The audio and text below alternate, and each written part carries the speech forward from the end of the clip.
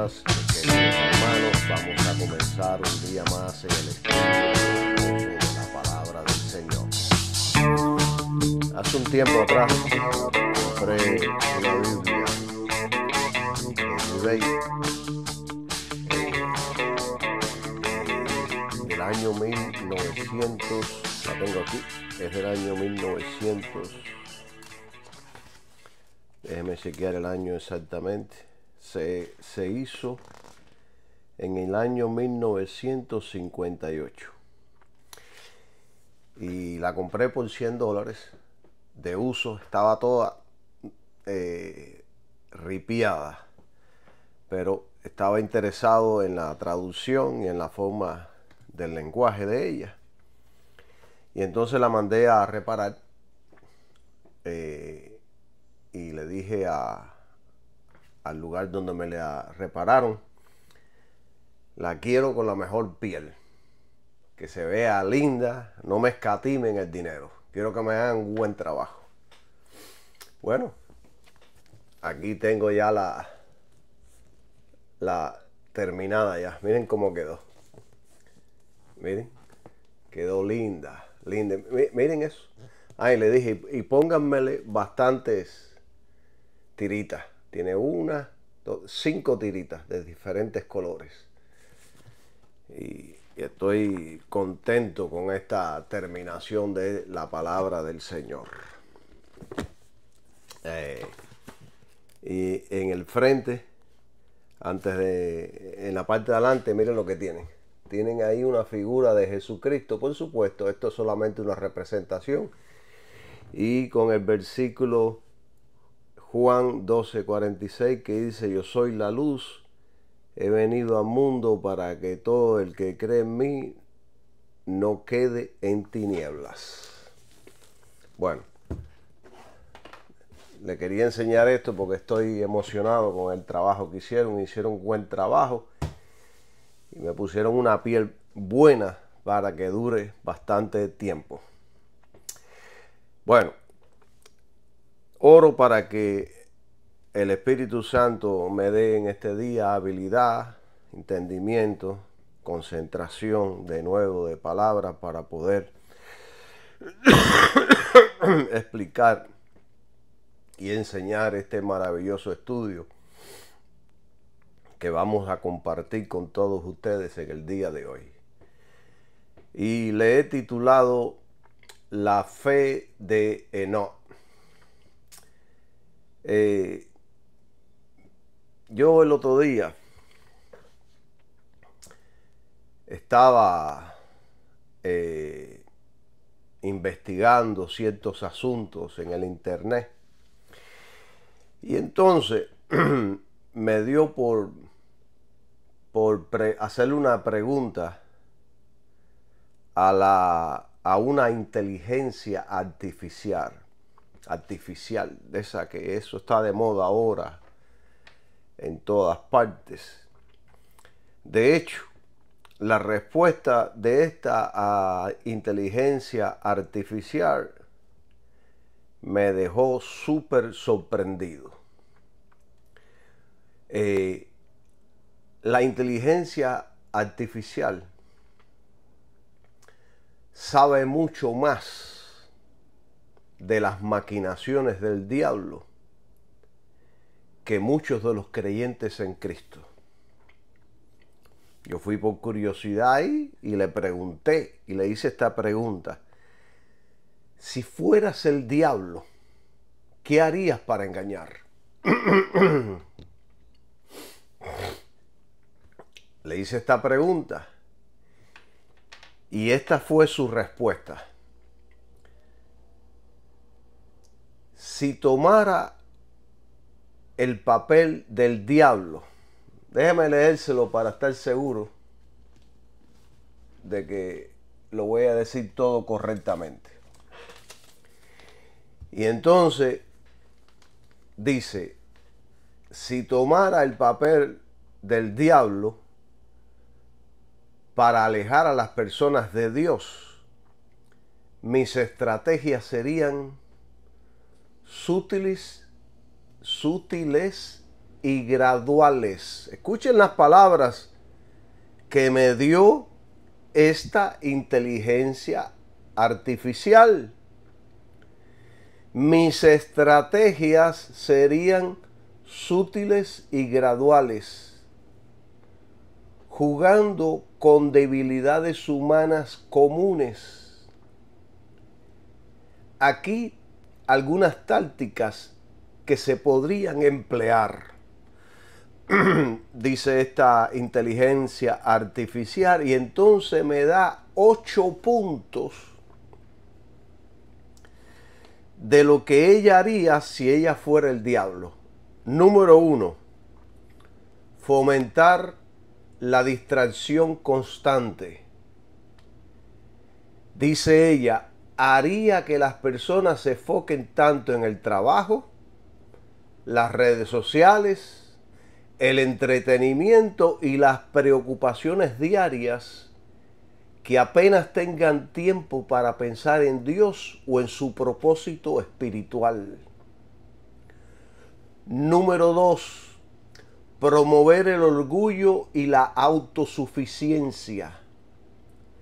Escuche bien lo que dice esta inteligencia artificial. Les susurraría que no necesitan a Dios porque pueden lograr todo por sí mismos. Los haría sentir que depender de Dios es una señal de debilidad. Número 3, distorsionar la verdad. Sembraría dudas acerca de la Biblia y de su mensaje. Les haría creer que todo es relativo y que no hay una verdad absoluta, confundiendo su percepción del bien y del mal. Esto es increíble, porque aquí todo lo que está diciendo es una realidad de lo que está sucediendo. Número 4, generar culpa y desesperanza. Haría que se sientan tan culpables por sus pecados que piensen que Dios nunca los perdonaría. Así los alejaría de su gracia y amor. 5, fomentar el placer inmediato. Los llevaría a buscar placer instantáneo y satisfacción temporal, olvidando las consecuencias espirituales a largo plazo. 6, crear conflictos y divisiones. Fomentaría divisiones, discusiones dentro de las familias, amistades y comunidades cristianas para debilitar el amor y la unión que Dios promueve. 7, despertar miedos y ansiedades.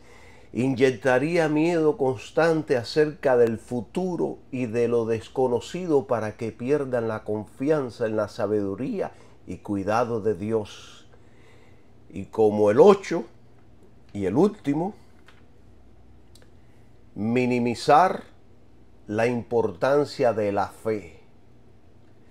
Dice esta inteligencia, convencería a las personas de que la fe es solo un ritual vacío o algo irrelevante, apartándolas de una relación personal con Dios. Estas, y sigue diciendo ella, estas estrategias se alinean con el comportamiento que la Biblia describe en Juan 10:10, donde dice, el ladrón no viene más que a robar, matar y destruir. Yo he venido para que tengan vida y la tengan en abundancia. Entonces, hermanos, cuando yo escuché todo esto, yo quedé con la boca abierta. ¿Cómo es posible que una inteligencia artificial sepa más de las trampas satánicas que muchos cristianos? Yo me quedé con la boca abierta, porque en todo lo que dijo está en lo correcto. Algunas de estas inteligencias tienen la habilidad de ir aprendiendo por sí solas. Y ellas saben cuáles son algunas de las estrategias que utiliza el diablo. ¿Cómo es posible que muchos en el pueblo de Dios ignoren las estratagemas del diablo? Pablo enseñó y dijo, porque no ignoramos de sus maquinaciones. Pero hoy día, gran parte del pueblo ignora sus maquinaciones y caen en las mismas sutilezas y trampas que la inteligencia artificial me enumeró. En esas mismas. Por supuesto, hoy yo voy a hablar de Enoc, pero en este estudio yo voy a hablar de muchas otras cosas también. No solo voy a concentrarme en Enoc, pero me voy a concentrar en la vida de Enoc, pero también en sus ramificaciones, en cosas que nos suceden a nosotros los cristianos, en la iglesia, y lo que está sucediendo, que nos tiene que importar a nosotros la iglesia. Miren, el nombre de Enoc significa iniciado o dedicado. Enoc fue el único linaje de Seth que se menciona como un hombre piadoso, como un santo. Su fe en Cristo lo mantuvo caminando con Dios y por su fe fue traspuesto para no morir. Enoc fue un profeta, fue traspuesto por la fe y su experiencia fue semejante a la de Elías. Ambos fueron llevados al cielo corporalmente sin morir. Ambos fueron profetas de juicio. Ambos lucharon contra la idolatría y la apostasía. Ambos conocieron el momento y el propósito de su traslación. Y muchos eruditos deducen que Enoc y Elías son los dos testigos de los que habla el libro de Zacarías y de Apocalipsis. Pero esto es solo especulación, porque la Biblia no menciona los nombres de estos dos testigos, aunque hace una vaga referencia a Elías. Enoc predijo el juicio de Dios, el diluvio. La sociedad se rió, se burló de él, no creyó, pero Noé tembló. Escuchó el mensaje que estaba dando Enoc y el diluvio vino y destruyó a todos los impíos. Si vamos allá a Judas 1:14, dice que Enoc profetizando había profetizado sobre este juicio, y esta profecía de Enoc, la cual se cumplió en el diluvio, tiene un cumplimiento histórico y también profético que todavía está en el futuro.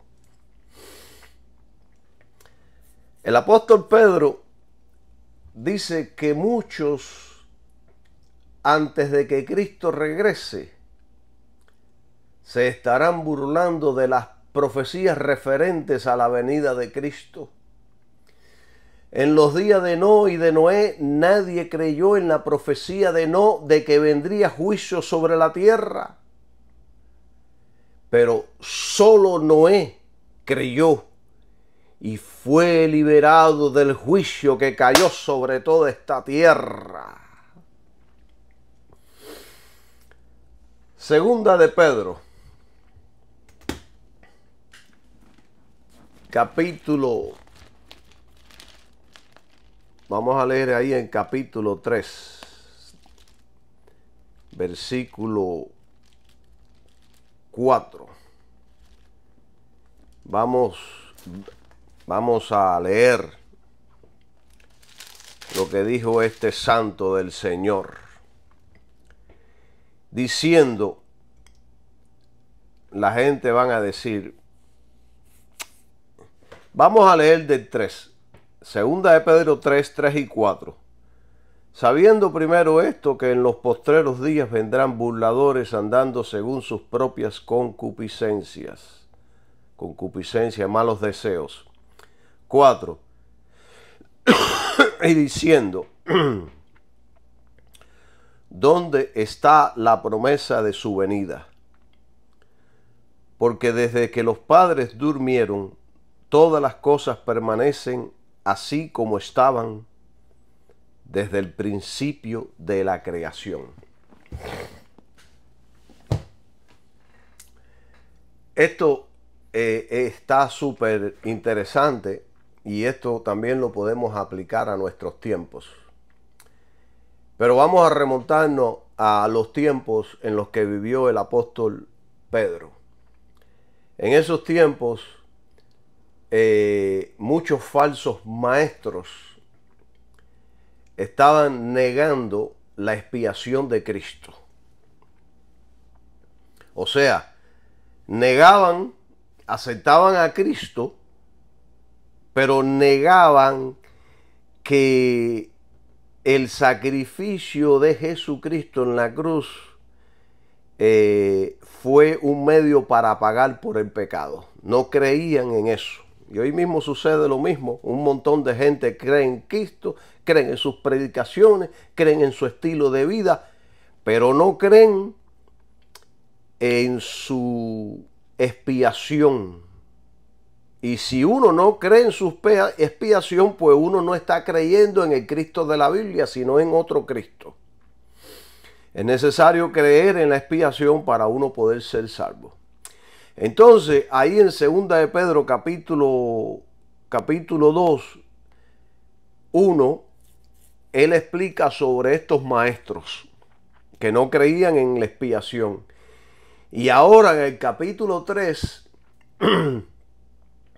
empiezan esta gente a negar de que hubo un diluvio y empiezan a negar de que haya una segunda venida de Cristo. Y esto es de suma importancia para nuestros días actuales. Los falsos maestros no creen principalmente en tres cosas. Perdonen mi voz, estoy un poquito agripado. Los falsos maestros, algunos son fáciles de identificar porque no creen en tres cosas principales. No creen que el sacrificio de Cristo fue una expiación. No creen que fue un sacrificio por el pecado. Esto es una línea que divide a la iglesia verdadera de la falsa. Una línea que divide al trigo de la cizaña y a la iglesia de Cristo al judaísmo. Y escuche bien esto, Israel, los judíos que no crean en Cristo no se salvarán. Necesitan aceptar a Jesucristo, creer en Jesucristo para que sean salvos. Necesitan creer que fue una expiación por el pecado. De lo contrario, no hay salvación. Entonces, como número 2, también estos falsos maestros en los tiempos de Pedro Y hoy en día hay muchos que están incluidos en esa lista, no creen en el diluvio. Yo sí lo creo porque lo dice la Biblia. Pero muchos, como tienen las mentes muy cortas y no tienen luz, pues dicen, no es posible de que haya ocurrido un diluvio. No hay datos, o no hay, ¿cómo es que dicen? No hay evidencia científica que demuestre que existió. Yo no necesito ninguna evidencia científica para creer que el diluvio existió. La palabra de Dios lo dice y eso es suficiente para mí. Así salga Elon Musk diciendo que no ocurrió. Y entonces, lo otro es que no creen en la segunda venida de Cristo. Pero yo sí creo que va a ocurrir porque la Biblia lo dice. Y esa es nuestra esperanza de gloria. Que Cristo un día va a retornar. Y entonces Pablo, para cerrarle la boca a esta gente, él dice ahí en 2 de Pedro 3:9, dice que el Señor no retarda su promesa, según algunos la tienen por tardanza, sino que es paciente para con nosotros, no queriendo que ninguno perezca, sino que todos procedan al arrepentimiento. Y entonces también dice, porque para el Señor un día es como 1000 años como un día. ¿Por qué? Porque Dios vive en la eternidad. Nosotros vivimos en el tiempo, para nosotros es largo, es muy grande, es muy largo, es mucho tiempo, pero no para Dios. Bien,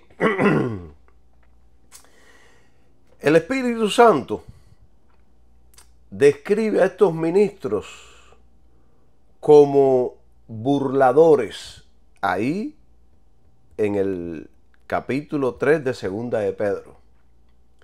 En el versículo 3, ahí dice burladores.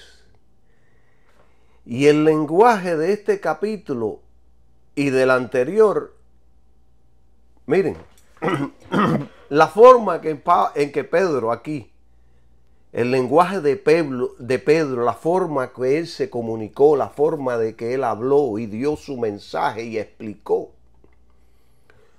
hoy día sería condenado en el púlpito popular moderno como contrario al amor cristiano. Dirían, ¿cómo es que va a hablar así de esa manera? ¿Cómo se va a comunicar así? No tiene amor. Pero un hombre de Dios no tiene miedo en exponer las falsas enseñanzas de los falsos maestros. Un hombre de Dios tiene la autoridad por Cristo de mencionar y de señalar a los falsos maestros y apóstoles. Esta carta fue dirigida a las mismas personas que la primera carta. Si un ministro hoy día se para en un púlpito y habla como lo hacía Pedro, la gente lo va a criticar. Y le dirán, no critiques, no juzgues a nadie. Cada cual es profeta de su destino, vive tu vida y no te metas en la nuestra, respeta nuestra religión, me estás ofendiendo, me estás metiendo miedo, me estás hiriendo mis sentimientos, eres un profeta del miedo, etc. Pero ninguno de los apóstoles tenían miedo. Y ninguno de los ministros genuinos hoy día tiene miedo. Vamos a decir y a enseñar la verdad, salga el sol por donde salga. Por eso yo no estoy comprometido con nadie. Mi compromiso es con Cristo. Alabado sea el Señor. Por ejemplo, una gran cantidad de ministros no se atreven a decir los judíos que no acepten a Cristo se van a perder. Un gran número dice, hermano, no digas eso. Ellos son el pueblo de Dios y se van a salvar todos. Pero no. El pueblo de Dios es todo aquel que ha aceptado a Cristo.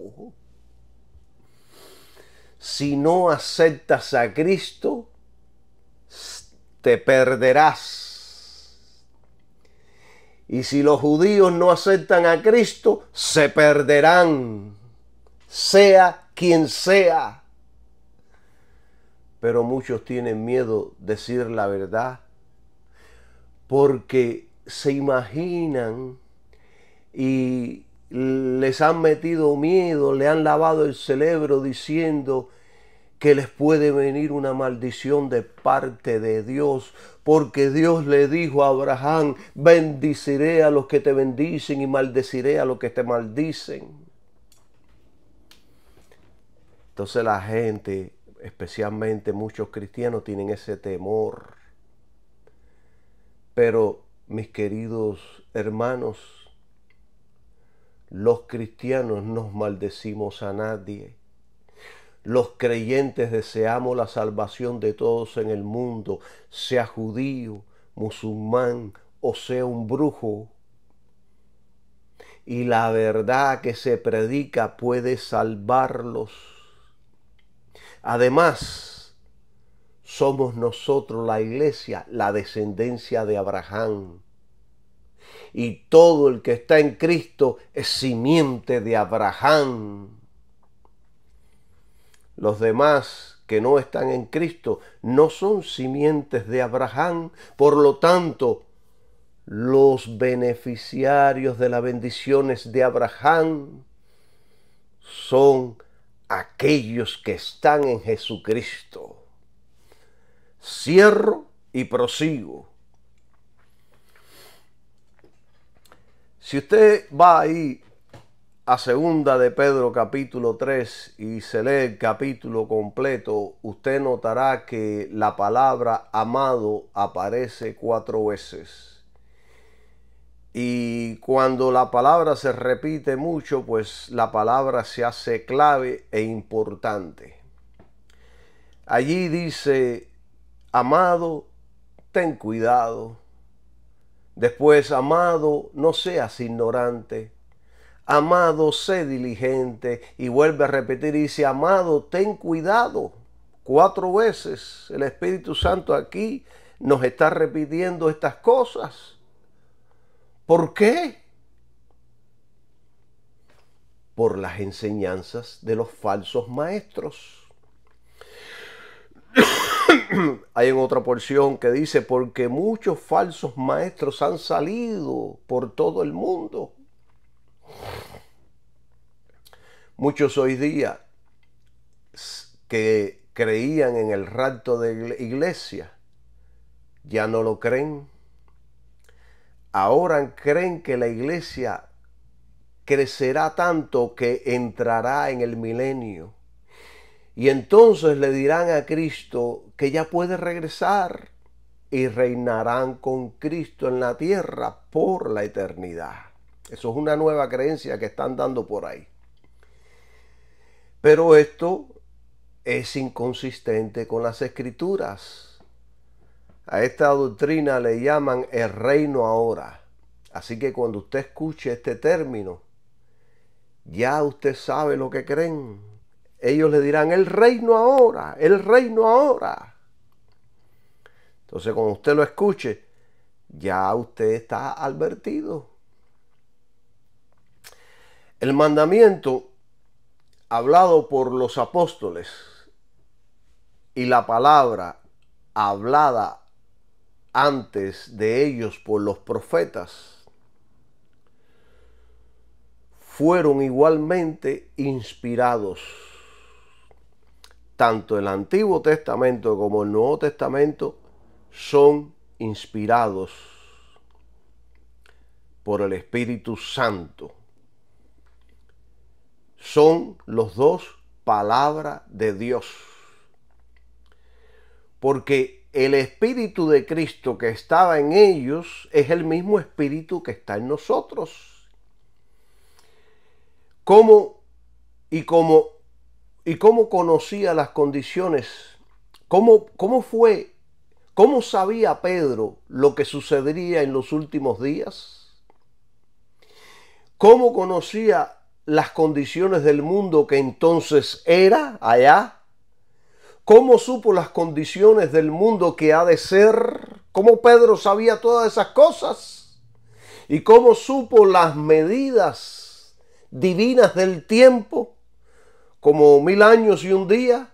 ¿Y cómo supo que todas las epístolas paulinas eran inspiradas? Que habla allí en el versículo 16. Porque Pedro habló tanto del diluvio como de lo que va a suceder en el futuro con esta tierra. ¿Cómo él pudo saber todo esto? Solo hay una respuesta: la inspiración. Porque todos estos asuntos están fuera del ámbito de la conciencia, la inteligencia, la razón y la investigación humana, como lo están las condiciones presentes en los mundos angélicos y terrenal. Y además, a pesar de esto, recordemos que Pedro caminó, vivió con Cristo por 3 años y medio, recibiendo enseñanzas y revelaciones de parte del Señor. Y el Señor después le dijo que el Espíritu Santo vendría y les recordaría todas las cosas. O sea que Pedro se acordaba de todo lo que Cristo le enseñó, pero además recibía revelaciones de parte del Espíritu de cosas que acontecerían en el futuro. ¿Entienden? Entonces, el juicio cayó sobre estos falsos maestros en la venida del Señor en ira sobre Jerusalén en el año 70 después de Cristo. Y el juicio caerá sobre maestros burlones, maestros que se burlan de estas doctrinas importantes de la Biblia en la futura venida de Jesucristo. Porque las condiciones morales del pasado son las mismas hoy día. Estamos viviendo los mismos tiempos. Muchos maestros o muchos ministros del Evangelio niegan que haya habido un diluvio. Son materialistas y declaran que todas las cosas continúan como eran desde el principio de la creación. El lenguaje de este pasaje deja claro, mis queridos hermanos, que estos son maestros religiosos que tienen un conocimiento de las Escrituras. Y el término los padres muestra además que se refiere particularmente a la iglesia hebrea. Fue esa iglesia a la que escribió el apóstol y estas predicciones pertenecen principalmente a ella, que se apartaron de Cristo, que no creían en la expiación, que no creían en el diluvio, que no creían en la segunda venida del Señor Jesucristo. Y hoy, en nuestros púlpitos, muchos están diciendo: ¿dónde está la promesa de su advenimiento? La misma pregunta. Y después empiezan a enseñar que el retorno de Cristo es simbólico, algo espiritual que no sucederá, que es una mala interpretación de las Escrituras. Así que hoy les estoy alertando: si usted cae, es voluntariamente porque ya ha sido advertido. Miren, las interpretaciones, regresando ahora a Enoc, las interpretaciones más comunes sobre quiénes serán los dos profetas futuros o los dos olivos que habla el libro de Zacarías y Apocalipsis, la gran mayoría dice que es Moisés y Elías, porque ellos representan la ley y los profetas. Además que los dos hicieron milagros poderosos como fuego, sequías y plagas. Son similares a los realizados por ellos. Está el otro grupo que dice que estos dos profetas serán Enoc y Elías. Ambos hombres no experimentaron la muerte según la Biblia y fueron llevados directamente al cielo, lo que podría simbolizar su regreso como testigos en los últimos días. Yo me inclino más al número 2, a que estos dos profetas serán Enoc y Elías, pero esto no es una seguridad, esto es todo especulación y puede que sí, puede que no. Entonces están los otros que dicen que serán dos nuevos profetas, y en esta interpretación los dos olivos son dos figuras futuras que Dios levantará para cumplir un papel especial durante la gran tribulación.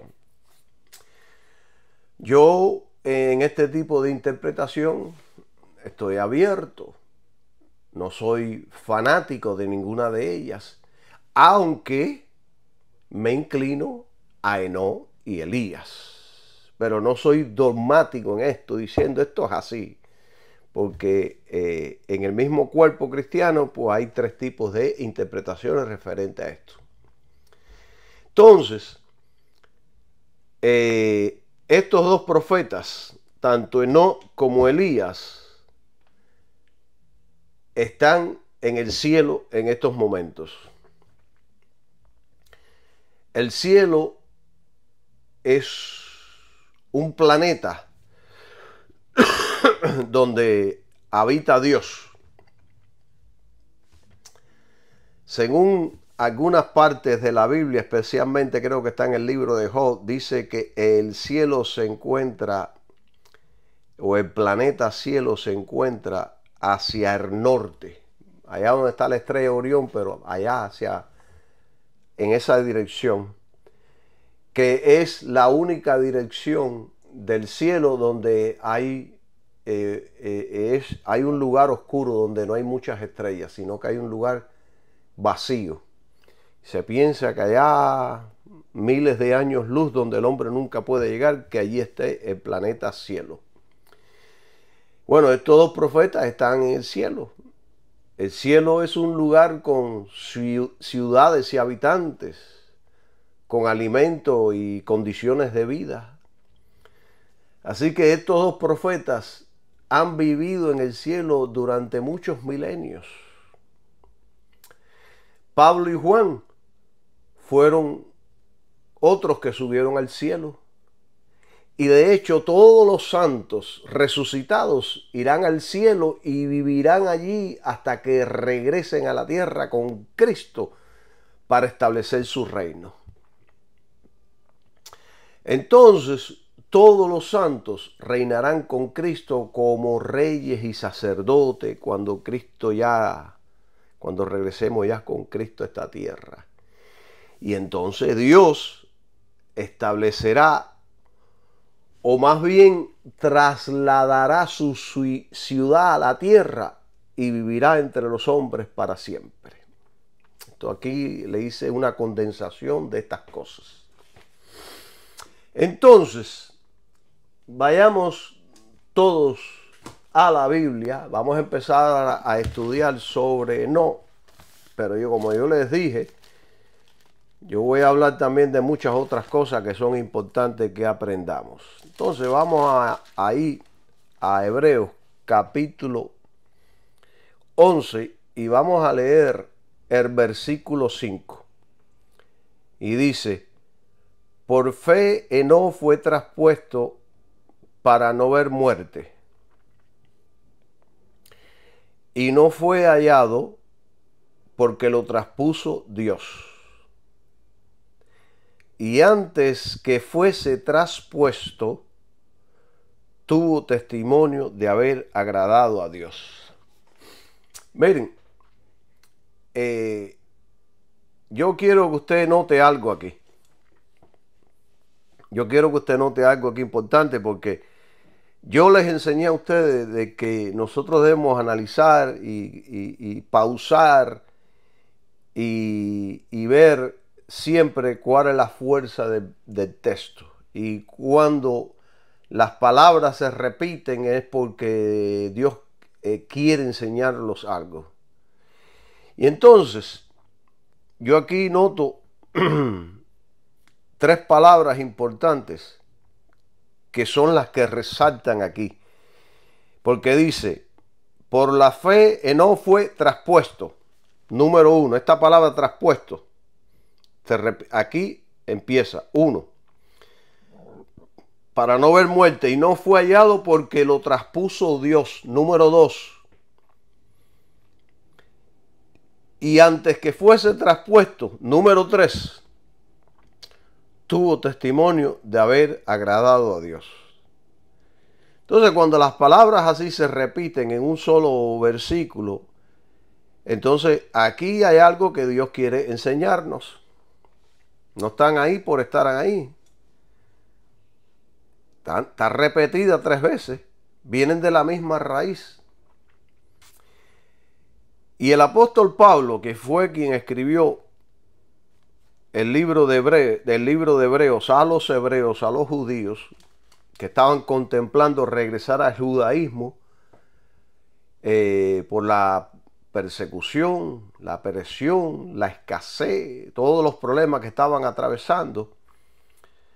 Pues entonces, él, para convencer y para poder lograr que convencer a los hebreos, pues el apóstol Pablo utiliza las escrituras para persuadir a los hebreos de los efectos, frutos y logros de la fe. Y esto es súper importante. Más adelante les voy a tocar sobre estas 3 repeticiones, pero tienen que escuchar esto que viene primero antes de hablar sobre eso. Pablo, por medio de las escrituras, les enseña a los hebreos. Pablo no utiliza argumentos filosóficos ni sabiduría humana, sino que apela a las escrituras para persuadirlos. Y créanme que para persuadir a un judío usted no puede utilizar argumentos filosóficos, sabiduría humana, sino que tiene que ir derecho a las escrituras del Antiguo Testamento y mostrarles por las escrituras de que estas cosas son así. Y aún así puede que te rechacen, porque como dijo Dios allá en Jeremías, son gentes de dura cerviz, son duros, empedernidos de corazón, dice Dios allá en Jeremías, y solo Dios puede lidiar con esta gente.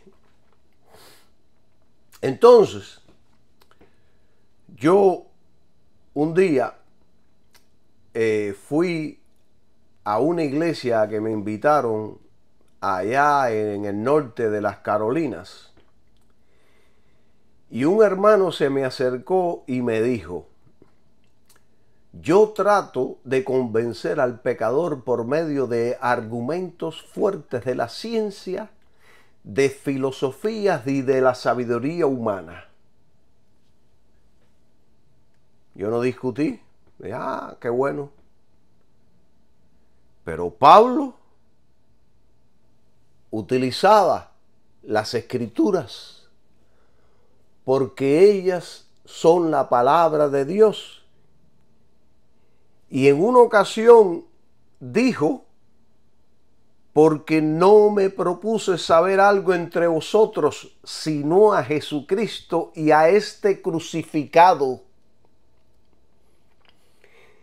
Y agregó, enseñó y predicó, no con dogmas o con doctas palabras de humana sabiduría, mas con doctrina del Espíritu, acomodando lo espiritual a lo espiritual. Y hay otra versión que dice, no con palabras enseñadas por sabiduría humana, sino las que enseña el Espíritu, acomodando lo espiritual a lo espiritual. Y así los ministros, nosotros los ministros del Señor, debemos hacer lo mismo. Debemos hacer lo mismo y seremos prosperados, apoyados y respaldados por el Espíritu Santo en nuestros estudios y en nuestras predicaciones. Yo recuerdo en una ocasión,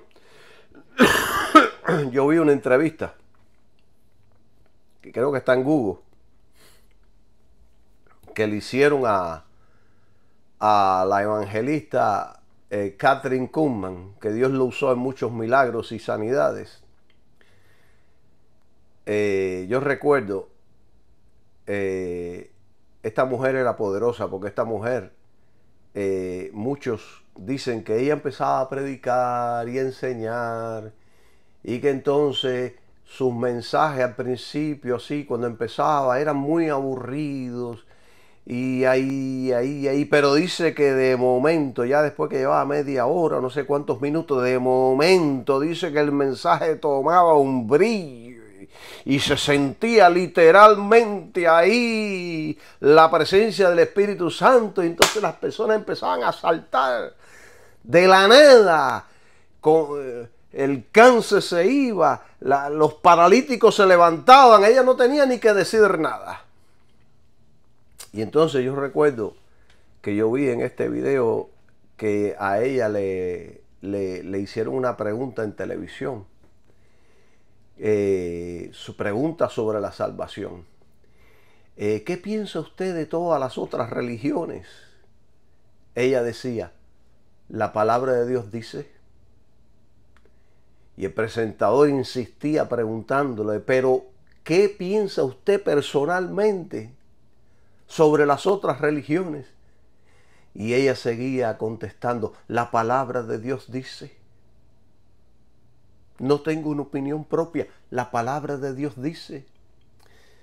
Así debe ser nuestra postura. Cuando hacemos esto, estaremos seguros de no decir algo que esté fuera de lo que Dios dice. Aquí donde muchos predicadores cometen un error terrible, que empiezan a decir cosas que la palabra de Dios no apoya. Yo recuerdo que en mi centro de trabajo se discute mucho de religión y política. Y al final, después que han formado esa discusión, me pregunta, ¿qué piensas sobre este tema? Entonces yo les contesto, porque yo siempre me acuerdo de Kathryn Kuhlman, y le contesto, la Biblia dice. La Biblia dice. Me viene un versículo bíblico que se ajusta al tema y le digo, la Biblia dice tal cosa. Yo creo, pienso, hablo, enseño y predico lo que la Biblia dice. Si escogemos este estilo de vida, estaremos seguros en la voluntad de Dios, mis queridos hermanos. Y Pablo le enseñó a todos los cristianos con muchos ejemplos, con pruebas que ofrecen las Sagradas Escrituras. No tenemos que ir a otro libro del mundo para ofrecer pruebas. Esa debe ser nuestra guía y patrón, las Sagradas Escrituras. Por eso, como me gusta la Biblia, por eso compré esta Biblia del año 1958, que tiene una traducción poderosa. Por eso la mandé a arreglar, me la arreglaron toda completica. Me la dejaron como nueva. La voy a devorar, me la voy a comer. Si se pudiera comer, me la comiera, pero no se puede. Alabado sea el nombre de Jesús. Y vemos que Pablo, que utilizaba las Escrituras para convencer a todo el mundo. Después que ahí en hebreo, Pablo les recuerda a ellos lo que la fe de Abel persiguió. Y yo di 2 estudios sobre la fe de Abel, aparte en el pasado de dar otros estudios. Pero después que Pablo los trata de convencer y les explica lo que la fe de Abel persiguió, a saber, la obtención de un testimonio de Dios de que era justo. El apóstol entonces ahora cita el caso de Enoc, dando ejemplo de otro aspecto y consecuencia de la fe. Entonces, si usted lee cuidadosamente el capítulo 11 de Hebreos, lo he leído cientos de veces, usted va a notar que el orden no es histórico. El orden que utiliza aquí Pablo no es cronológico. Cuando yo empecé a estudiarlo lentamente y pausadamente, dijo, Pablo está divagando en pensamiento, o quizás no se acordaba de una cosa y puso otra. Pero recordemos que este es el Espíritu Santo quien escogió a Pablo para escribir todo esto. Pablo fue inspirado por el Espíritu Santo para escribir el libro de los Hebreos. Y vemos que el orden que está utilizando aquí el Espíritu Santo no es cronológico. Y yo creo que esto fue intencional por el Espíritu Santo. Lo hizo a propósito para enseñarnos algo poderoso. Porque si usted va allá a Génesis y lee la historia, usted va a notar que hay un orden cronológico. No en Hebreos. En Hebreos no está ese orden. Entonces, si usted es un estudiante serio de las Escrituras, usted tiene que preguntarse, ¿por qué? ¿Cuál es la razón que no hay un orden así como en el libro de Génesis? Por ejemplo, les voy a poner ejemplo ahí mismo del capítulo 11 de Hebreos. Y lo voy a poner ejemplo. En el versículo 9 se menciona a Isaac. Ahí en 9, yo lo estoy mirando desde aquí. Se menciona a Isaac y Jacob antes de Sara en el versículo 11. Y sabemos que Sara fue primero. ¿Por qué? En las Escrituras. ¿Por qué utiliza esto? Porque en las Escrituras no hay nada por error.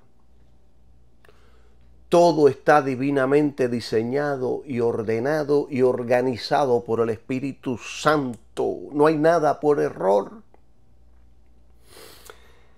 Después vemos que en el versículo 30 se menciona la caída de los muros de Jericó antes que la fe de Rahab en el versículo 31.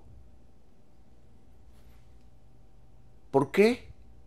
Y en el versículo 32 se menciona a Gedeón antes que a Bará, y a Sansón antes que a Jefté, y a David antes que a Samuel, y así podemos seguir mencionando.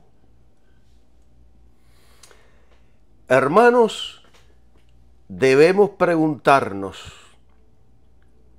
¿por qué no se hizo históricamente? ¿Por qué no siguió el orden de los acontecimientos? Por lo tanto, aquí hay algo más profundo que debemos buscar. Es como dice un dicho que dice, aquí hay gato encerrado. Significa que aquí hay otra cosa que tenemos que buscar.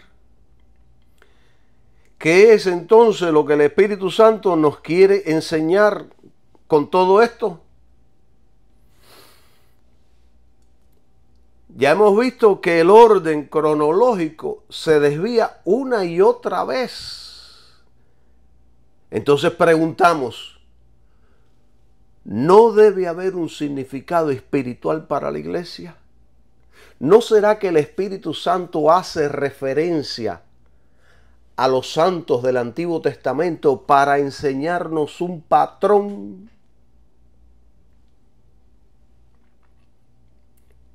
Yo creo definitivamente que sí, que el Espíritu Santo quiere enseñarnos un patrón.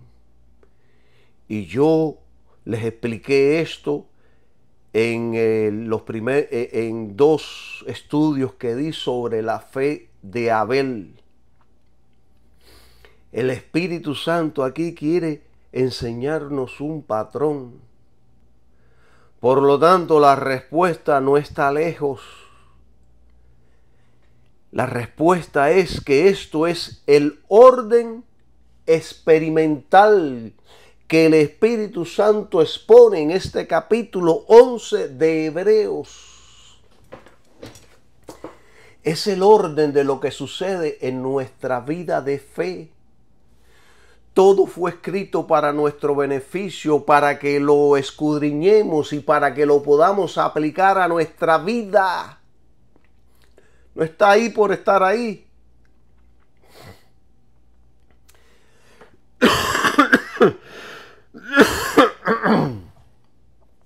Romanos,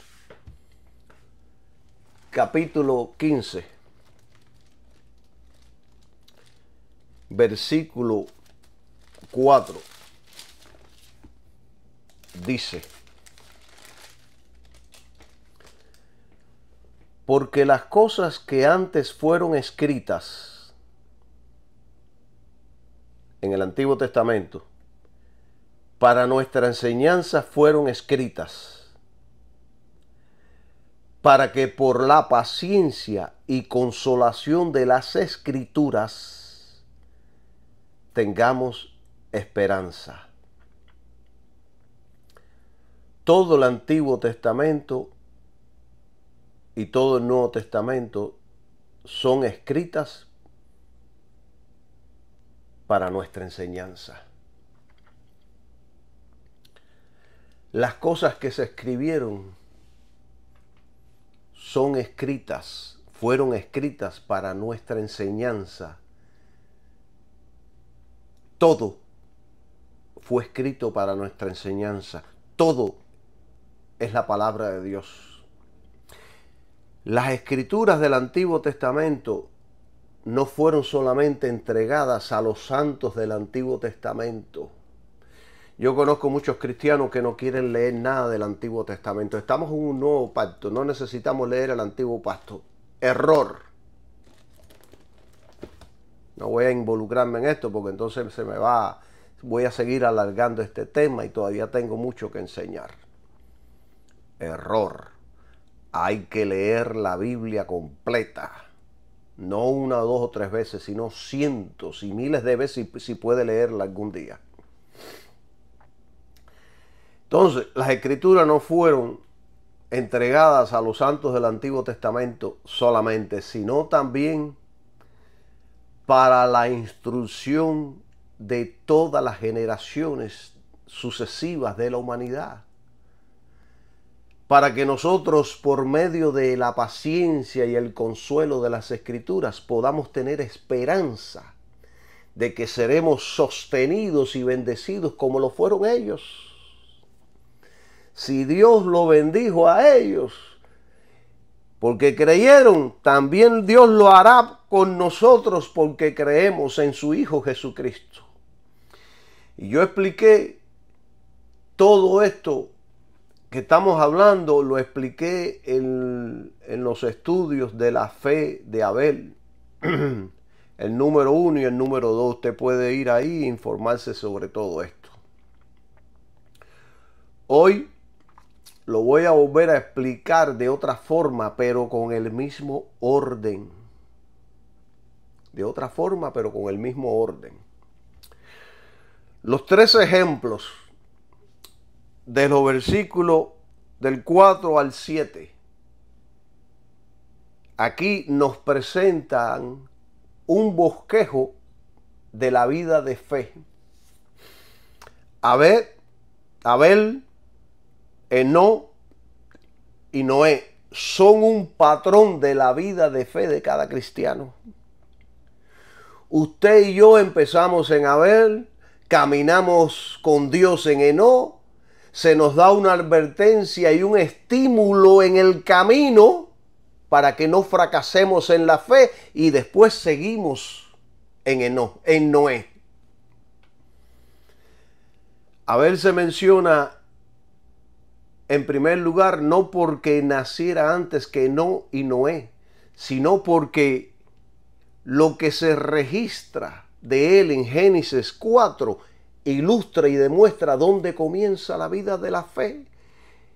Y del mismo modo se menciona a Enó a continuación, no porque se le mencione antes que Noé en el libro de Génesis, sino porque lo que se encontró en él, o más bien lo que la gracia divina obró en él, debe venir primero que antes del constructor del arca en nuestras vidas. Espero que ustedes estén entendiendo.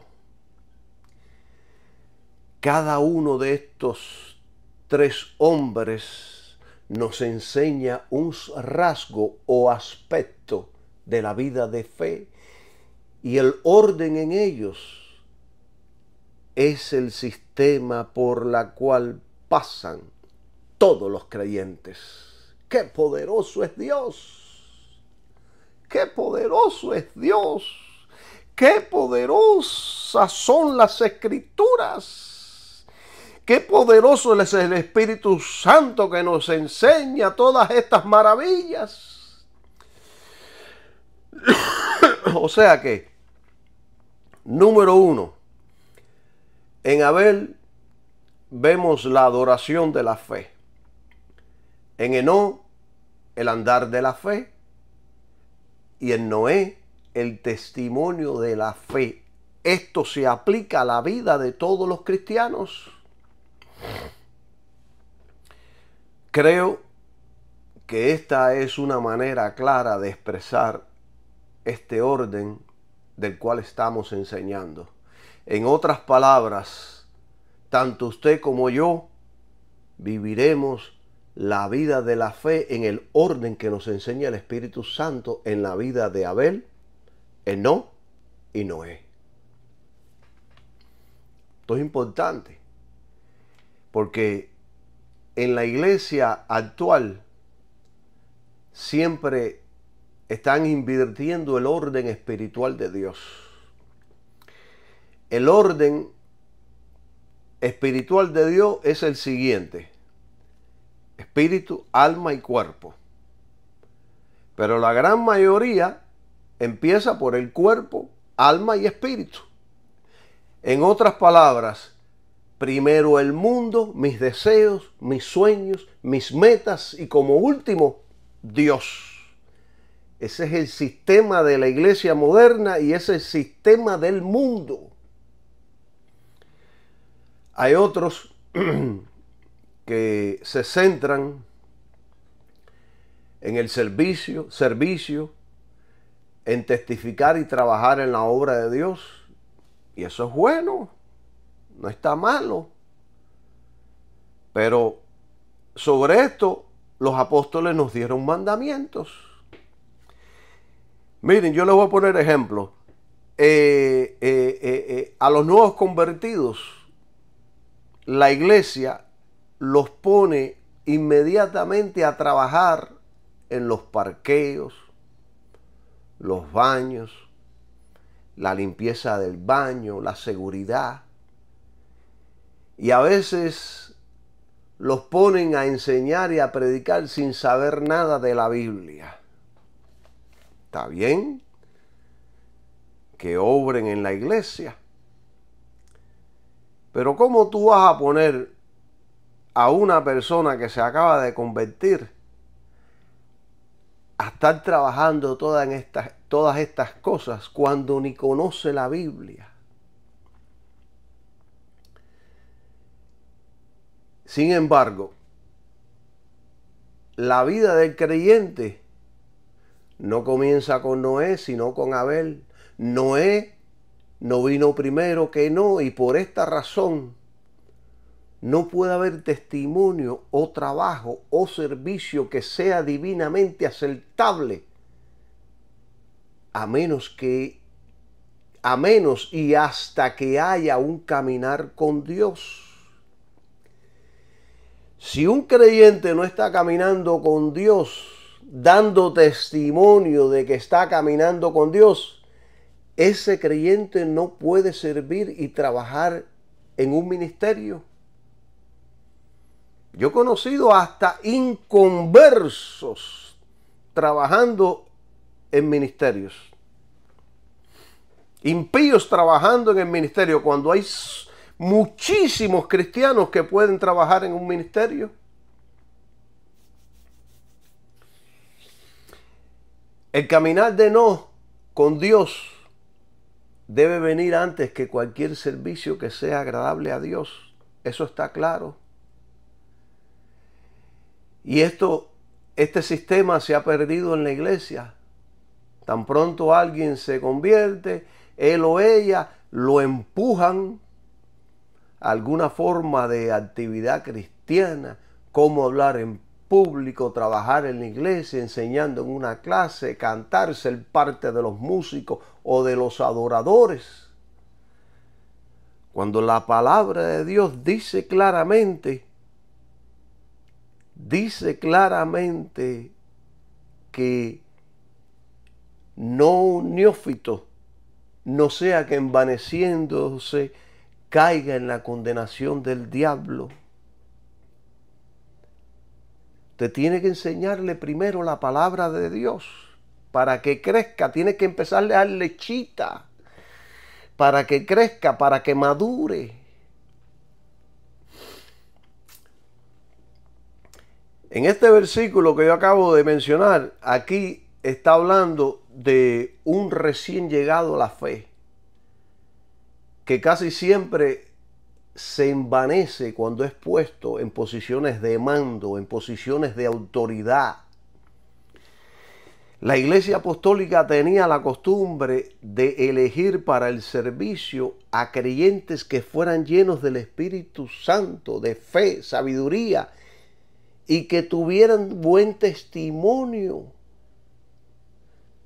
Fíjense que los apóstoles escogieron a 7 varones que fueron los primeros diáconos, o como se les dice hoy día, ujieres. Estos hombres eran los encargados del orden y la organización en la iglesia. Para esto se deben escoger, según el patrón de Hechos de los Apóstoles, a varones, a hermanos cristianos de buen testimonio, llenos del Espíritu Santo y de sabiduría. Pero hoy te cogen al primero que venga y que diga, yo quiero servir, sin conocer quién es, sin haber dado testimonio. Miren, yo recuerdo a un hermano querido. Yo me llevaba muy bien con él, visitaba su casa, él visitaba la mía, hacíamos reuniones. Y yo recuerdo que a este hermano querido lo subieron de un puesto a un puesto de autoridad en la iglesia. Y le permitían predicar todas las semanas, enseñar. Era un líder, era un protector de los pastores, un consejero para la iglesia. Y él era muy amigo mío. Y después que lo subieron de autoridad, me dejó de hablar prácticamente. Me pasaba por el lado y me saludaba y seguía caminando. Ya no hablaba conmigo. Se alejó de mí, de mi familia. Y cuando yo empecé a ver esta actitud, yo me dije dentro de mí, cuando yo vi esta actitud de pavo real, que se creía ya el pastor de toda la iglesia, porque su posición afectó su relación con mucha gente, especialmente conmigo, yo me dije, a este hermano le queda poco en el convento. Porque la Biblia es clara y dice que el que se enaltece, Dios lo humilla en cualquier área. Y al pasar los meses, mi amigo, mi hermano, dividió a la iglesia. Porque ya se creía el pastor del lugar. Y así pasa con todos los neófitos. Bueno, pasa con la mayoría, no con todos. A los nuevos convertidos hay que instruirlos en la palabra de Dios todo el tiempo. No en filosofías de hombres, no en la motivación de humana sabiduría, no en la bolsa de valores, no en estupideces de los hombres.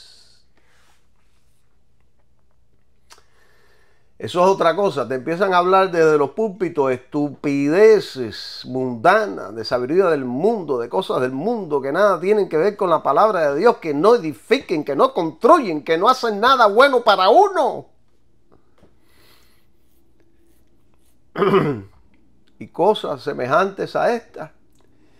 El creyente, hermano, debe ser instruido en la palabra de Dios. Eso fue lo que hizo Jesucristo y es lo que hicieron los apóstoles y es lo que tenemos que hacer nosotros. Yo no sé ni para qué me desvié para este asunto, pero voy a seguirle hablando en esta misma línea de pensamiento porque creo que esto es importante y después vamos a seguir con el no, si nos da tiempo. Si no me da tiempo, entonces lo voy a dejar para la próxima. Pero es importante que yo hable esto y que deje que el Espíritu Santo fluya para que enseñe y edifique a aquel que me está escuchando. Alabado sea el nombre de Jesús. Segunda de Timoteos 4:2. Dice algo poderoso en esta misma cosa que estamos hablando. Yo les recomiendo que lea todo el capítulo, pero bueno. Segunda de Timoteo 4:2 dice, predica la palabra. Aquí no está diciendo, predica sobre la ciencia, predica de la bolsa de valores, predica sabiduría humana, predica estupideces del mundo. Pablo le está aconsejando aquí a Timoteo, predica la palabra. Esta es la palabra. Aquí hay mucho de qué predicar. Nosotros no tenemos que ir al mundo a encontrar nada para predicar. Aquí hay demasiado para predicar. Usted no va a terminar nunca su vida predicando. No va a agotar nunca los recursos de la palabra de Dios, porque esto es una palabra viva. Tiene vida. Predica la palabra. Porque te conjuro delante de Cristo Jesús que predique, Dios, te conjuro que prediques la palabra. Insta a tiempo y fuera de tiempo, redarguye, reprende, solta con toda paciencia y doctrina. Hay gente que dice que la doctrina no es importante. Sí es importante. Si tienes una mala doctrina, vamos a fracasar en el cristianismo. Entonces, nosotros los ministros debemos predicar la palabra y la palabra. Porque no son solo palabras, sino es que es palabra de Dios, revelada y escrita, para que por ella crezcamos. El ministro debe predicar el cuerpo entero de la verdad revelada en la palabra, lo cual significa la totalidad de la palabra de Dios. La palabra y la palabra. Pero hoy te predican de libros y doctrinas de hombres que nada tienen que ver con la palabra de Dios. Escuchen lo que les voy a decir. Escuchen lo que les voy a decir. Los motivadores modernos no son ministros del Evangelio de Cristo. Yo he escuchado a los motivadores modernos y les puedo asegurar que no son ministros del Evangelio de Cristo. Ellos no predican la palabra. Ellos utilizan la palabra en ciertas ocasiones para no levantar sospechas y para poder llegar más a fondo al religioso. Pero la agenda no es la de un ministro del Evangelio de Cristo.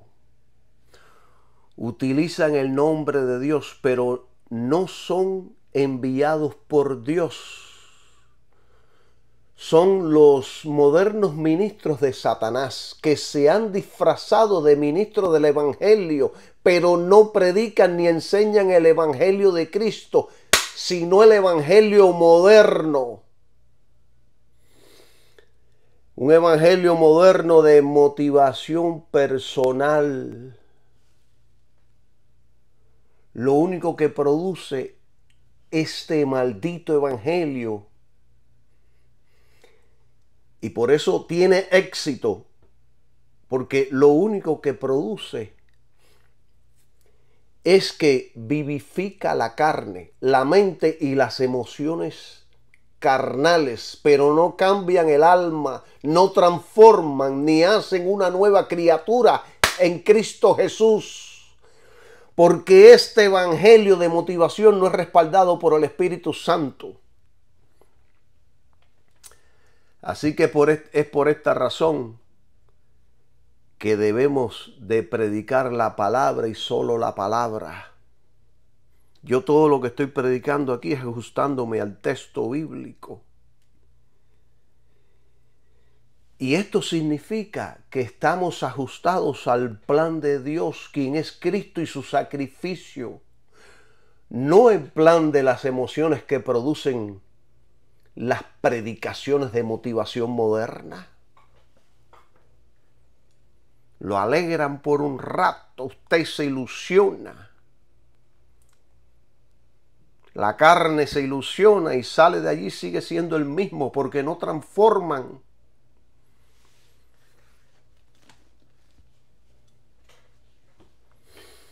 Yo tenía un amigo pastor que lo cogió esta onda de motivación y él se solía llamar, ahí ponía en sus redes sociales que él era un coach de vida. En vez de poner que es pastor,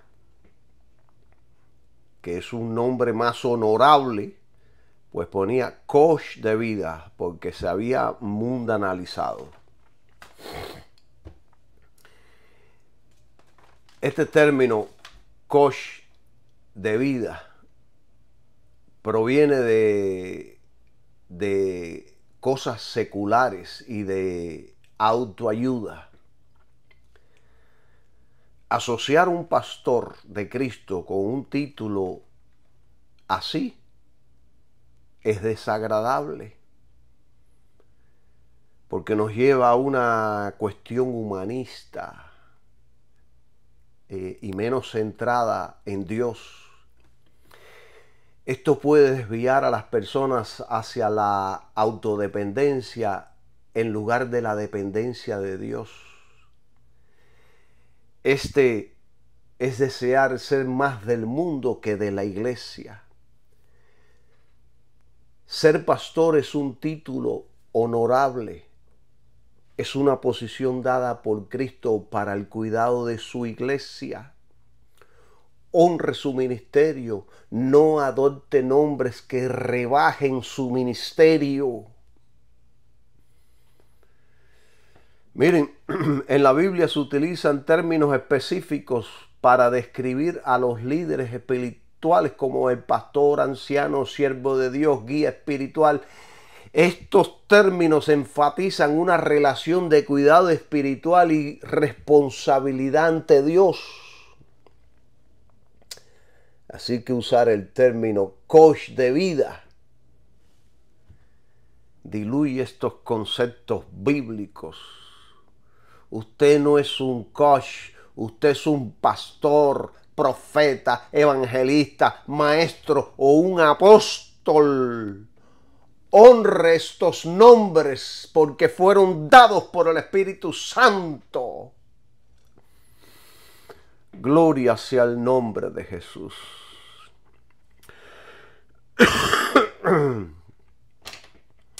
Miren, hay un comentario de Alan Clark que está muy educativo, yo se lo recomiendo a todos. Él dijo: proclamar, en lenguaje actual sería, porque él escribió hace muchos años, pero en el lenguaje actual, proclama la doctrina de Cristo crucificado por los pecados de todo el mundo, la doctrina de que los gentiles son individuos, son invitados a ser coherederos con los judíos, y que para judíos y de los gentiles no hay salvación sino por la fe en Cristo. Dice este gran hombre. Por eso la doctrina es de suma importancia. Una doctrina equivocada nos podemos perder. Es lo que sucedió con los judíos. Están aferrados a su doctrina, no creen en la doctrina de Cristo y bueno, se van a perder si no aceptan la doctrina de Cristo. Entonces, si usted ahí en Timoteo empieza a analizar todo ese capítulo o esos versículos, usted va a notar que Pablo ahí nos da o les da a Timoteo, pero también es para nosotros, 5 mandamientos. Uno es que predique la palabra. El otro es insta a tiempo y fuera de tiempo. El predicador debe mantenerse en preparación constante para proclamar la palabra. Fíjense si esto es importante, que una vez, en una ocasión me invitaron a predicar en una iglesia y me cogieron desprevenido. Yo no sabía lo que debía predicar. Me tomaron por sorpresa. Por lo tanto, usted debe estar preparado todo el tiempo, aquí, en su mente, todo el tiempo. Entonces, él también dice, redarguye. El predicador debe tratar con el pecado tanto en la vida de sus oyentes inconversos como en los santos a quienes él ministra. Y debe hacerlo con certeza y denuedo. Tenemos a motivadores que no redarguyen a nadie. Les da miedo ofender, les da miedo que lo critiquen. Lo de ello es hacer sentir bien a la carne solamente. Pablo le instruye también que reprenda. Dice, reprende. En ciertos casos hay que reprender, hermano. Y esta palabra reprende significa corregir o llamar la atención a alguien de manera firme o severa. Generalmente con el propósito de corregir un comportamiento incorrecto o inapropiado. Es un acto que busca señalar un error para que la persona tome conciencia y cambie su conducta. Y Pablo lo hizo en una ocasión con el apóstol Pedro y delante de toda la iglesia. Y dijo, para que todos los que escuchen tengan también miedo y respeten. Pablo no tenía miedo de ser rechazado, sino miedo de comprometer el evangelio de Cristo. Y Cristo lo hizo con sus discípulos en muchas ocasiones. Los reprendía delante de todos y a veces privadamente.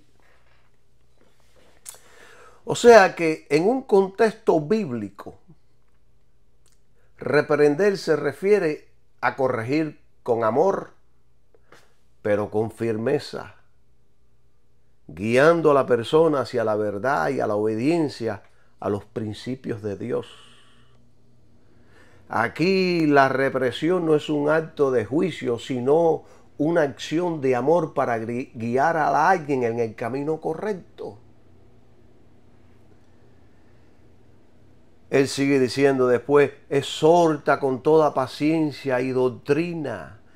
Esto hay que hacerse con delicadeza.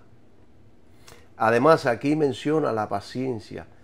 Se refiere a una delicadeza y suavidad que debe aplicarse aun cuando el mensaje es rechazado. Sin embargo, la doctrina no debe cambiarse aun cuando el mensaje sea rechazado. Usted debe de ser firme en su doctrina. Lo que es pecado y punto. Hay solo un medio de salvación, Cristo Jesús, y punto. Hay solo un sacrificio por el pecado, Cristo Jesús, y punto. Y ahí ser firme en todo momento y a toda hora. Entonces, ¿por qué son necesarios estos 5 mandamientos que Pablo dio a Timoteo? Porque ahí mismo él dice en el versículo 3, porque vendrá tiempo cuando no sufrirán la sana doctrina, antes teniendo comezón de oír, se amontonarán maestros conforme a sus propias concupiscencias.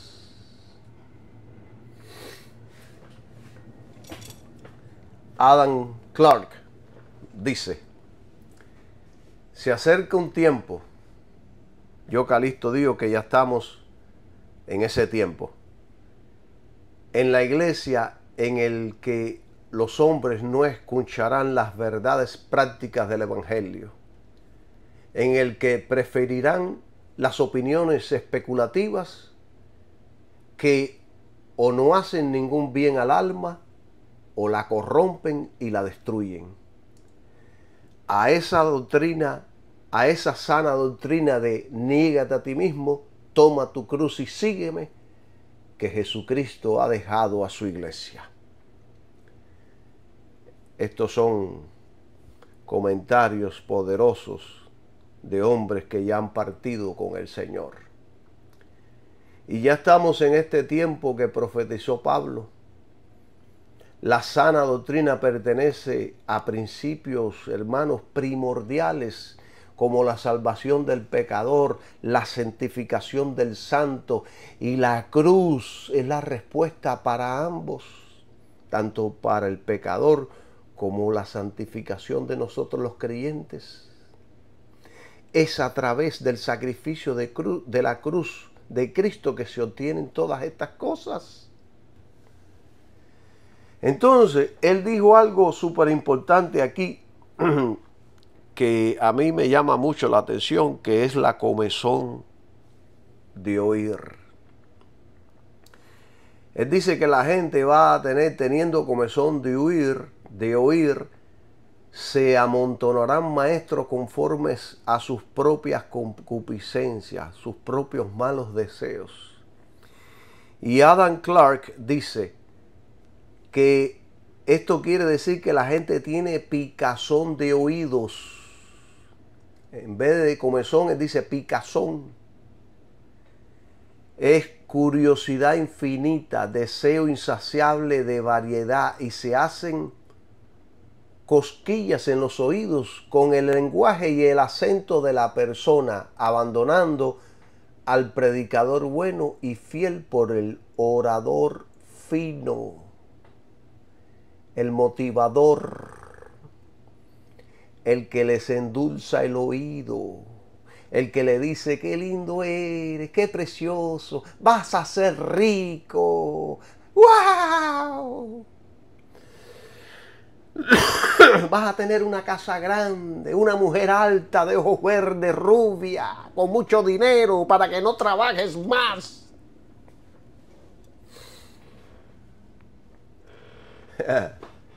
Yo he pasado por todo esto, he estado en todas estas cosas. Y esta picazón de oídos, hermanos, describe a personas que buscan escuchar solo aquello que les agrada o confirma lo que ellos piensan, lo que ellos ya piensan, lo que desean, en lugar de acertar la verdad. Especialmente cuando es desafiante o incómodo, cuando te predican cosas incómodas. Un caso común es alguien que prefiere escuchar mensajes positivos y motivadores, pero evita los sermones o estudios que confrontan el pecado o llaman al arrepentimiento. Ejemplo, alguien que cambia de iglesia buscando únicamente predicaciones que hablen de prosperidad, pero no quieren escuchar sobre la necesidad de obedecer a Dios o sobre el sacrificio cristiano. El otro día estaba viendo un video de una niña que le presentaron un chocolate y le pusieron un chocolate y un billete de $5 aquí. Y entonces la persona le dijo, ¿cuál de los dos quieres? Y ella dijo, el chocolate. Le pusieron un billete de $20. ¿Cuál de los dos quiere? Ella dijo, el chocolate. Un billete de $40, un billete de $50 y después uno de $100, y ella siguió escogiendo el chocolate. Y esto nos enseña que la gente, cuando tiene picazón de oídos, siempre va a escoger lo que no tiene valor, lo que desean internamente, lo que le agrada a la carne. Rechazan ser confrontados con la verdad.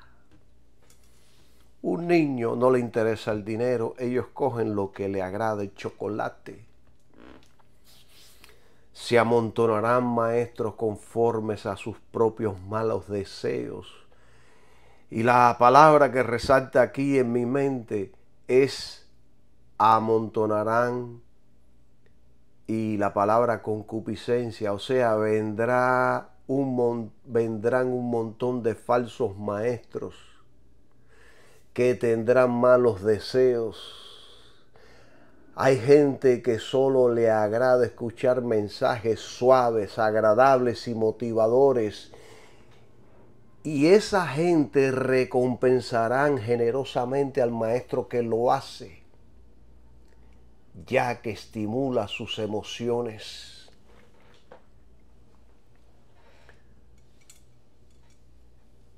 Pero nosotros los creyentes andamos, caminamos y vemos por fe, no por emoción ni vista. Muchos rechazan la verdad y prefieren oír la mentira.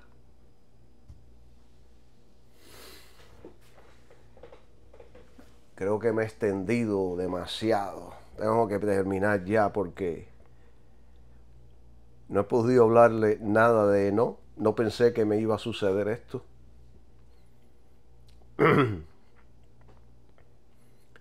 No pensé que me iba a suceder nada de esto, pero me ha sucedido.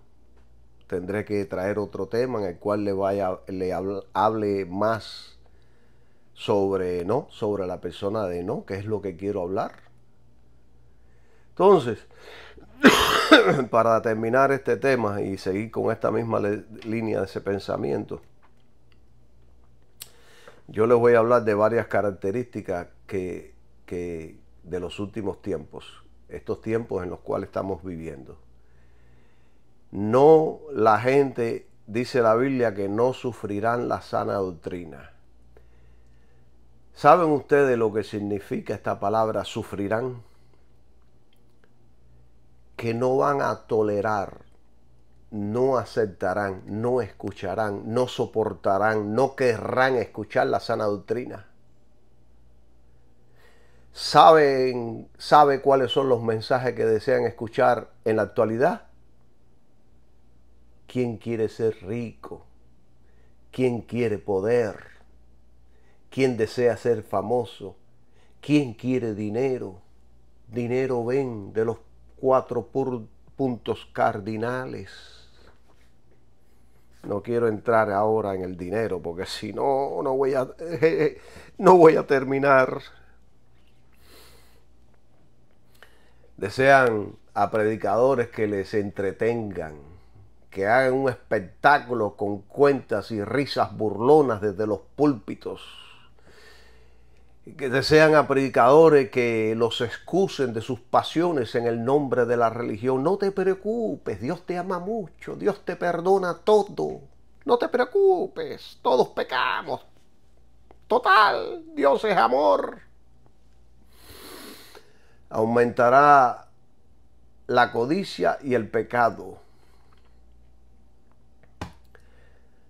Se apartarán de escuchar la verdad que los despoja del pecado y requiere de ellos consagración total a Cristo.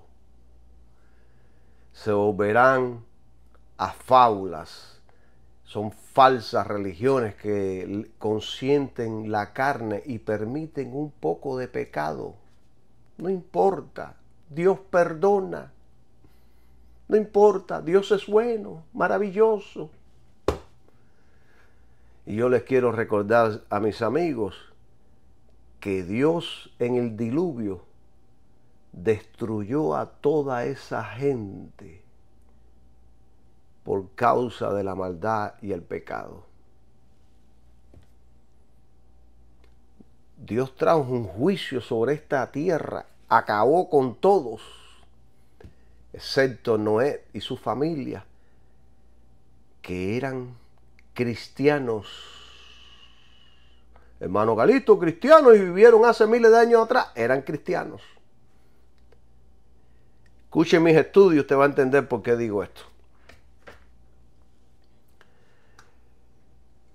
Pablo menciona la palabra fábulas ahí en 2 Timoteo 4:4, y esto se refiere a historias o enseñanzas inventadas, falsas o irrevelantes, que las personas prefieren escuchar en lugar de la verdad de la palabra de Dios. Y de esto está minada la iglesia. Prefieren a uno que se pare en un púlpito y empiece a hacer cuentos de Pepito, en vez que le prediquen la palabra de Dios. Se divierten más con los cuentos de Pepito que con la palabra de Dios. Y una de estas es consentir al pecado bajo la excusa de que todos pecamos. Estas fábulas podrían ser mitos, supersticiones o creencias populares que distraen de la sana doctrina. Pero consentir en el mal sabiendo que es pecado es doctrina falsa. Es verdad que todos ofendemos en alguna manera, pero esto no nos da licencia para pecar y tampoco nos da licencia excusando nuestras faltas, errores y pecados. El pecado es pecado y Dios odia el pecado, y si peco, pequé y tengo que arrepentirme si quiero ser perdonado. Y tengo que dejar el pecado y tengo que apartarme de la maldad, de la injusticia. Alabado sea el nombre de Jesús. Hay gente que peca y no le piden perdón a Dios. Señor, fallé. Señor, perdóname. Ayúdame a no volverlo a hacerlo. Límpiame. No, siguen su vida. Ya no tienen necesidad de volver a arrepentirse. ¿Entienden? Ya consciente con el pecado, no tienen necesidad. Consentir al pecado significa aceptar, tolerar o participar deliberadamente en actitudes, pensamientos o acciones que están en contra de los principios de Dios según la Biblia. Es permitir que el pecado encuentre lugar en la vida de uno sin arrepentimiento ni resistencia, lo que puede llevar a un distanciamiento de nuestra comunión con Dios. Es como los nuevos creyentes que están aceptando están aceptando ahora que si dos parejas del mismo sexo se casan y no se traicionan, pues eso está bien delante de los ojos de Dios. No, eso es blasfemia. Eso es pecado. Hay una palabra que no la encuentro en estos momentos, pero eso es horrible. Eso es un pecado de proporciones horribles. Bueno, hay muchos cristianos que ya están aceptando estas cosas. Y en la Biblia se nos llama a rechazar el pecado y buscar la santidad. Por ejemplo, Romanos 6:12 dice: no reine pues el pecado en vuestro cuerpo mortal, de modo que los obedezcáis en sus deseos. Esto implica que el pecado no debe dominar nuestras vidas ni dictar nuestras acciones, hermanos. No demos lugar al diablo, dijo Pablo en otro lugar. Consentir al pecado es abrir una puerta al enemigo, lo que puede traer consecuencias negativas, tanto espirituales como emocionales. Nos pueden destruir. Como he visto yo muchas personas que por sus pecados han sido destruidos y han terminado en la calle como vagabundos. Alabado sea el nombre de Jesús. Miren, yo les voy a poner ejemplos. Y ya quiero terminar. Consentir al pecado en pensamientos. es mantener fantasías o pensamientos negativos, conociendo interiormente que no son agradables a Dios. Consentir al pecado en acciones es participar activamente en algo que sabemos que es pecado. No mentir, robar o guardar rencor. Consentir en el pecado por omisión, no actuar cuando sabemos que debemos hacerlo, como callar ante una injusticia o ignorar una necesidad. No debemos que huir de todo eso. Y el antídoto, la inyección para evitar consentir al pecado, es estar firmes en la fe, vivir en obediencia y permitir que el Espíritu Santo nos guíe en todo. Nos guíe en todo. Así que quisiera seguir, pero es muy amplio. Este tema se ha hecho muy extenso. Nos vemos en la próxima, donde sí les voy a hablar abundantemente sobre Enoc y qué es lo que tiene que ver la vida de Enoc en nuestras vidas. Bendiciones para todos y que tengan un maravilloso día. ¡Ah!